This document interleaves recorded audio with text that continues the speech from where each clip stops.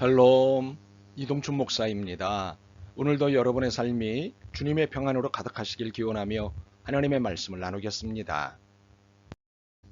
오늘 주시는 말씀은 고린도후서 13장 7절에서부터 9절의 말씀입니다. 우리가 하나님께서 너희로 악을 조금도 행하지 않게 하시기를 구하노니 이는 우리가 옳은 자임을 나타내고자 함이 아니라 오직 우리는 버림받은 자 같을지라도 너희는 선을 행하게 하고자 함이라. 우리는 진리를 거슬러 아무것도 할 수 없고 오직 진리를 위할 뿐이니 우리가 약할 때에 너희가 강한 것을 기뻐하고 또 이것을 위하여 구하니 곧 너희가 온전하게 되는 것이라. 아멘. 고린도후서 13장 7절부터 9절 말씀을 본문으로 진리에 살고 진리에 죽고 라는 제목으로 말씀을 나누도록 하겠습니다. 우리는 바울이 고린도 교회에 얼마나 큰 애정을 가지고 있었는지를 7절과 9절을 통해 볼 수 있습니다. 7절 보시면 오직 우리는 버림받은 자 같을지라도 너희는 선을 행하게 하고자 함이라.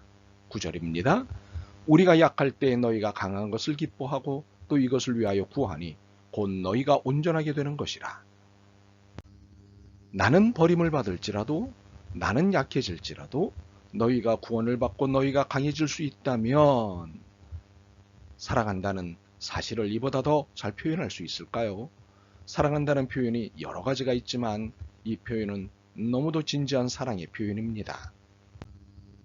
사고가 많은 고린도 교회였기에 염려도 섭섭함도 이만저만이 아니었습니다. 고린도서 13장 1절로부터 6절을 보면 바울이 겪는 답답함이 가득 묻어 있는 것을 볼 수 있습니다. 특히 여전히 옛 습관에 머물러 있고 바울의 사도권을 의심하고 바울의 능력을 우습게 여기는 등 고린도 교회는 바울을 힘들게 하고 섭섭하게 했습니다. 그러나 바울은 고린도 교회의 수고와 애정이 변함이 없다는 사실입니다. 이유가 무엇일까요? 그동안의 수고가 아까워서? 선으로 악을 갚기 위해서? 성격 때문에? 아닙니다. 이유는 진리 때문이었습니다.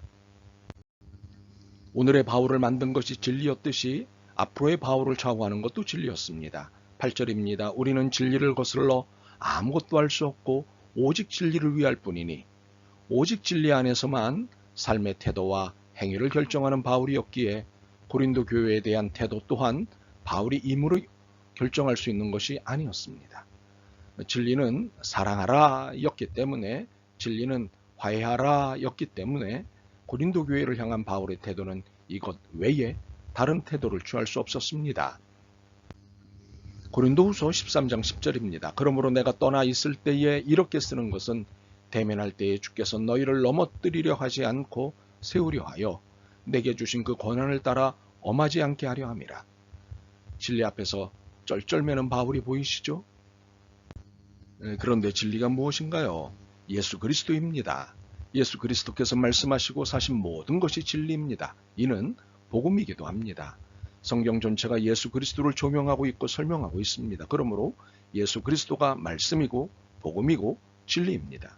바로 이 진리 때문에 바울의 태도는 다른 행동을 취할 수 없었습니다.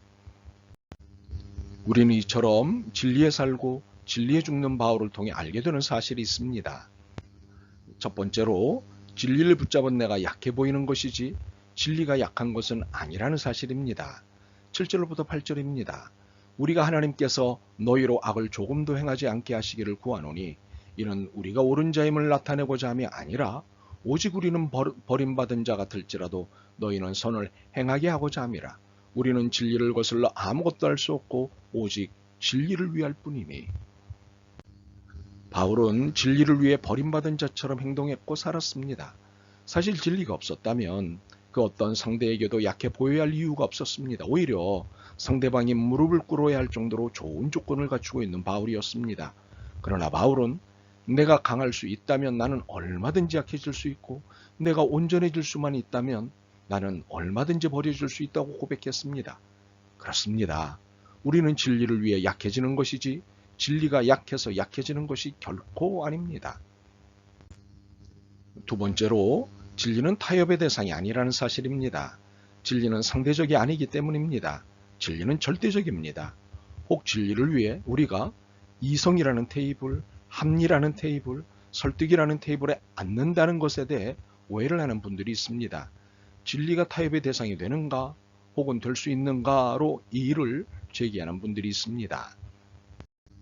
분명히 말씀드립니다. 진리는 타협의 대상이 아닙니다. 단지 진리 안에 있는 우리가 상대를 설득하기 위해 이성이라는 테이블, 합리라는 테이블, 설득이라는 테이블에 앉는 것입니다. 8절과 9절을 공동번역 개정판으로 읽겠습니다. 우리는 진리에 어긋나는 일을 아무것도 할 수 없고 다만 진리에 맞는 일만 할 수 있습니다. 우리는 약하더라도 여러분이 강하면 우리는 기쁩니다. 우리가 기원하는 것은 여러분의 인격이 완성되는 것입니다. 진리를 위해, 진리를 이해시키기 위해 내가 약해지고 없어 보이고 실패자처럼 보이는 것입니다. 진리를 타협시키기 위해 그러는 것은 결코 아닙니다. 세 번째로 진리는 절대적이고 나는 상대적이라는 사실입니다. 혹시 예수 그리스도가 상대적이어야 하지 않겠느냐고 생각하는 분들이 있나요? 혹시 이스라엘의 예수가 아닌 한반도의 예수, 한반도의 예수가 아닌 아프리카의 예수, 아프리카의 예수가 아닌 남미의 예수, 남미의 예수가 아닌 중동의 예수, 중동의 예수가 아닌 아시아의 예수를 주장하시나요? 설득력 있는 주장입니다. 예수님께서 한반도에 오셨다면 복장과 언어와 태도는 한반도 것으로 사용하셨을 테니까요. 남미에 오셨다면 남미풍으로 사셨을 것입니다. 그러나 이것을 가지고 그러므로 진리는 상대적이다 라고 주장하는 것은 맞지 않습니다. 진리는 예수 그리스도께서 하신 말씀과 사신 모습을 일컫기 때문입니다. 그러므로 환경의 조건을 진리로 착각하지 마십시오. 진리는 상대적이 아니고 내가 상대적으로 사는 것입니다. 우리가 상대적으로 사는 것입니다. 즉 내가, 우리가 진리를 얼마나 확고하게 붙잡고 있느냐에 따라 내 상태가, 우리 상태가 달라지기 때문입니다. 진리를 강하게 붙잡고 살수록 우리는 약하고 겸손해집니다. 진리를 이해시키기 위해 상대에게 불손하지 않게 됩니다. 진리 가운데 있는 사람은 결코 폭력적이지 않습니다. 그러므로 진리가 문제일 수 없습니다. 문제는 우리입니다. 진리에 대한 확신이 적으면 상대적으로 불손하고 폭력적이 됩니다. 진리에 대한 확신이 분명할수록 겸손하고 평화적이 됩니다. 7절로부터 9절을 세 번역으로 읽겠습니다. 우리는 여러분이 악을 저지르게 되지 않기를 하나님께 기도합니다. 그것은 우리가 합격자임을 드러내려는 것이 아니라 우리는 실격자인 것처럼 보일지라도 여러분만은 옳은 일을 하게 하려고 하는 것입니다. 우리는 진리를 거슬러서는 아무것도 할 수 없고 오직 진리를 위해서만 무언가 할 수 있습니다. 우리는 약하더라도 여러분이 강하면 그것으로 우리는 기뻐합니다. 우리는 여러분이 완전하게 되기를 기도합니다. 진리는 결코 약하지 않습니다. 진리를 전하기 위해 우리가 약해지는 것입니다. 진리는 결코 타협하지 않습니다. 진리를 위해 우리가 설득의 테이블에 앉는 것입니다. 진리는 결코 상대적이지 않습니다. 진리를 얼마나 꽉 붙잡고 있느냐에 따라 우리가 상대적인 것입니다. 진리는 예수 그리스도입니다. 우리는 예수 그리스도를 위해 사는 그리스도인입니다. 우리는 진리를 거슬러 아무것도 할 수 없고 오직 진리를 위할 뿐입니다. 이것이 그리스도인입니다. 이 사실을 꼭 붙잡고 휘둘리지 마시기 바랍니다. 진리는 휘둘리지 않습니다. 아멘. 주님, 한계 안에 있는 제가 감히 절대자이신 주님을 넘어서려고 했습니다. 무죄한 저를 용서하시고 다시 진리의 절대성 앞에 겸손하게 하옵소서. 진리를 따라 사랑하고 용서하게 하옵소서. 예수 그리스도의 이름으로 기도드립니다. 아멘. 오늘도 여러분의 믿음과 삶을 응원합니다. 사랑합니다.